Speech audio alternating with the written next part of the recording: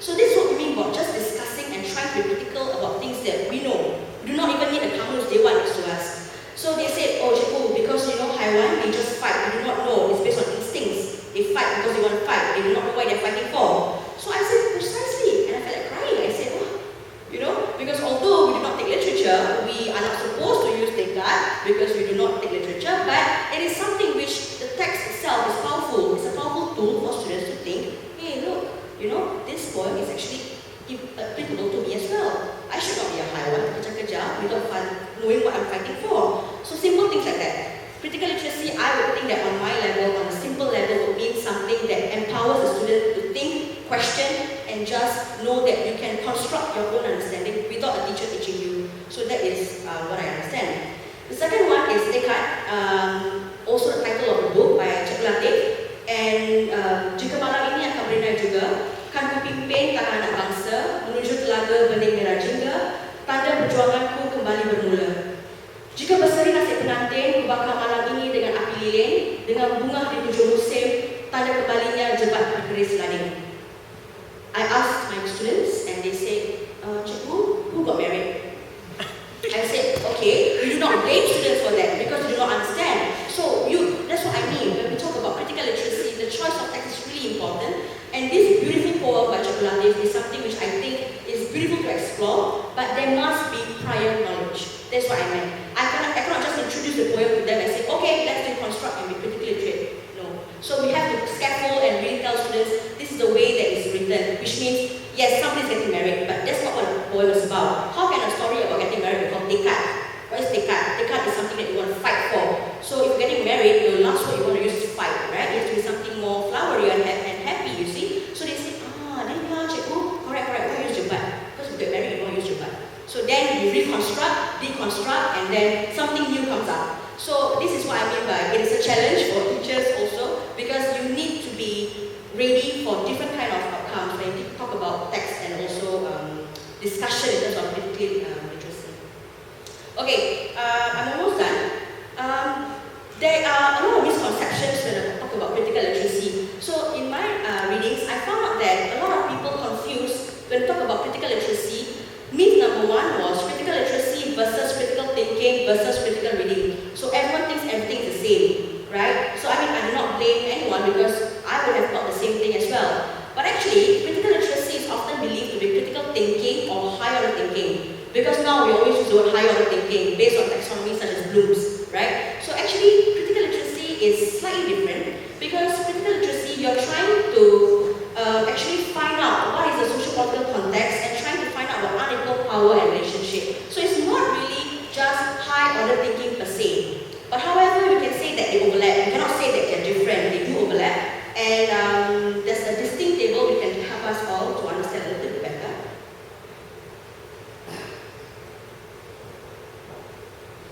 Okay.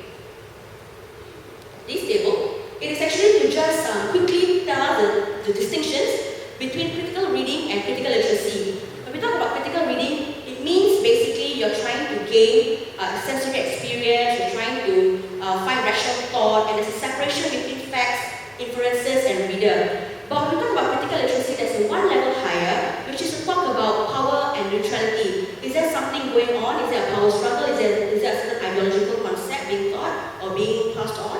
And reality also. For critical reading, reality serves as a reference, which means you say, yeah, this is realistic. I know it is possible. So it is something which you know, you read, and you can know that it is possible that this can be A is because like this, A is B and B is C. There's a reality to it. But for critical literacy, it's not definitive, and you cannot be captured by language because I mentioned just now, there's a lot of invisible messages as well. And authorship for critical reading, we're trying to detect the author's intention for the basis of higher level for textual interpretation. But for critical literacy, not only are you trying to understand, not only are you trying to interpret, you are trying to contest, you're trying to question. So that will be slightly different.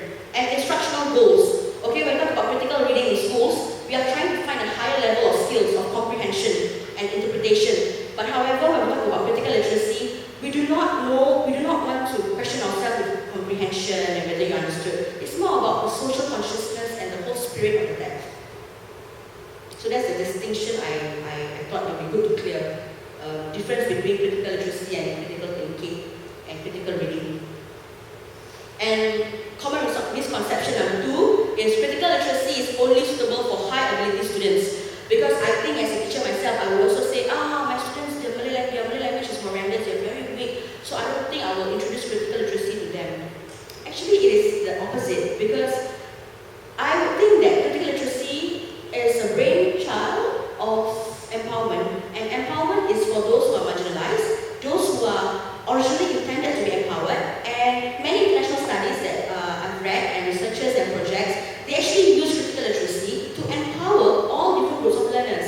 So it actually is opposite. It's not only for high ability students, it's for all learners. And those who are not, I wouldn't say low ability because I detest that word, I would say it is for all. Even if you're not good in the language or subject, it is possible that you'll be critically literate in it because it is meant to empower you. And also teachers, I think we have this common misconceptions that, critical literacy is an instructional strategy. It's not. Because, it is not just about what you do in class. You cannot say that, my pedagogy is critical literacy. That is not sound because it is actually to read the world and the world critically. And in this sense, it is not an instructional tool, but it's more of a philosophical belief embodied in the literary education. So that's what I think there are 3 misconceptions that we should clear when we talk about critical literacy. Before I go to the conclusion, I would like to quickly look through the 2011 new syllabus. For those who are not sure or not in the system, we had a restructuring of the entire secondary school syllabus in 2011. And it is actually quite a major shift, and it is a good shift, and there has been a positive feedback, and also, of course, a lot of things to be improved on. But together, I think I would just like to discuss, there's nothing new. I will not say that things like this are really new, but it is interesting because there is a conscious level of awareness saying that there must be a principle behind what you teach and what you want students to learn. And because I took this from Sukatan, so I didn't translate. Pembelajaran berpusat pada pelajar, it has to be student-centric. Pembelajaran contextual, it has to be contextual. Orientasi proses, penggabung jalinan, penerapan berbagai bidang ilmu, pengetahuan, budaya, nilai, kemajuan berbentuk lingkaran, komunikasi dan penilaian. So as you can see, although these are not written, they do not write it under a label of critical literacy, I would think that there is some essence of critical literacy which is possible in this structure or this framework. So I do agree with a lot of initiatives that's being done, but on the teacher's level, on the educator's level, there's still a lot that has to be done from the ground level.